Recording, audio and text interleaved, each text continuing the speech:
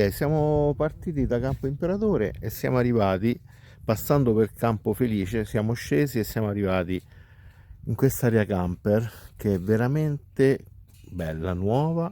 Kilian, area camper Kilian, è tutta automatizzata, si accede tramite app, ma è veramente bella, nuova, bagni pulitissimi, doccia a gettoni, lavandino completo di sapone e asciugamani e anche carta igienica, che non è per nulla scontato nelle aree camper, lavatrice sempre a gettoni,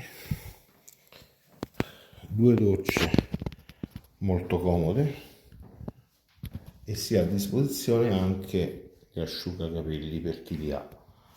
Per chi non li ha usa l'asciugamano o la pelle di tela.